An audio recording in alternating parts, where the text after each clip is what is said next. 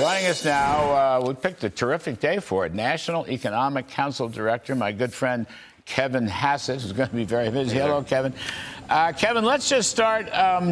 Mr. Trump fired the commissioner of the Bureau of Labor Statistics commissioner. What's your take on that? Do you think the BLS is guilty of political manipulating with all of these downward revisions?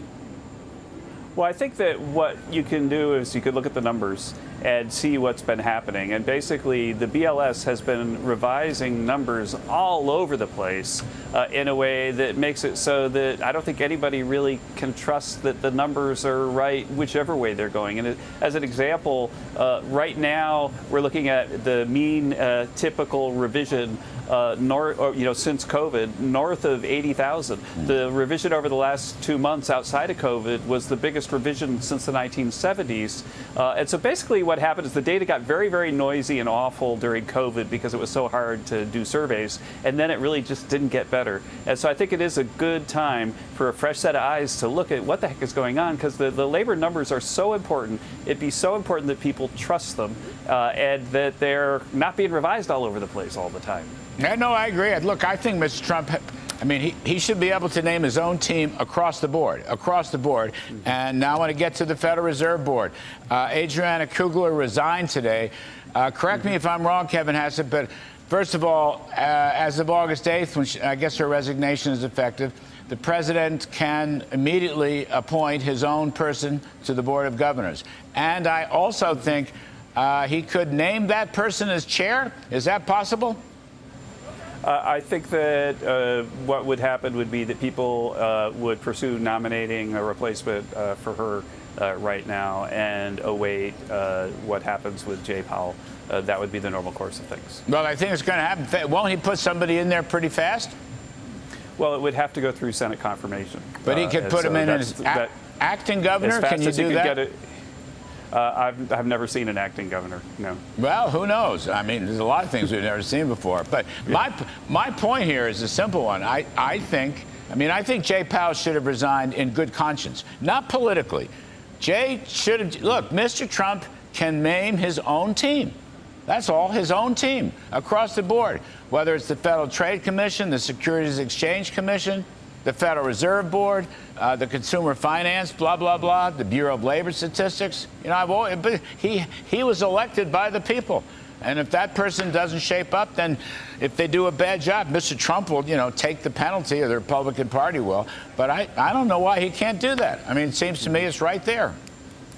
Right. Well, I think that this White House, as the president has said and emphasized over and over, respects the independence of the Fed, but we also reserve the right to disagree with them on policy. And if you look at the sequence of policy errors that the Fed has made over the last few years, it's really quite chilling. And once again, it's clear that they've been too late to cut rates. This is something the president has been talking about for months, and he's got free speech rights. He's allowed to voice his opinion on that. Heck yeah. He's a taxpayer. He's a taxpayer. He's got a right to be able to make his own. Right? Let's get serious. The other thing is, look, Mickey Bowman dissented and Chris Waller dissented. And Waller actually predicted that there would be downward revisions. But they're both saying the same thing. Look through the tariffs. There's no tariff inflation. There may be some one-time pops here and there. And Waller is saying that the private sector job growth is at, quote, stall speed. So I'm kind of worried about that. Today's report, it doesn't signal a recession, but to me, the Fed's tight money is risking some kind of downturn unless the policy changes. What do you think?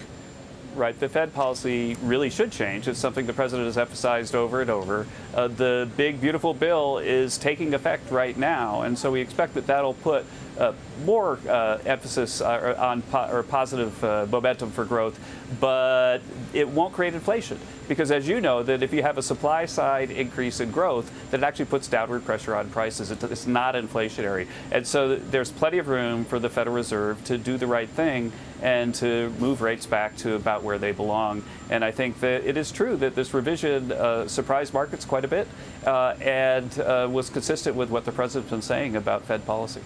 So let's go to the trade thing just for a moment or two.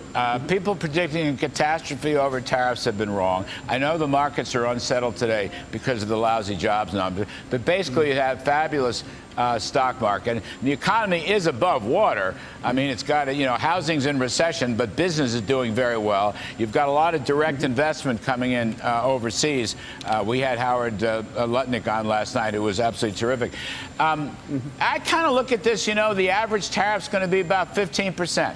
And that's a small price to pay to do business in the United States. And meanwhile, the key part that Mr. Trump has done that no one else has done is not only encouraging massive new private investment, but these governments are going to be investing in the United States, whether it's for energy or national security or whatever.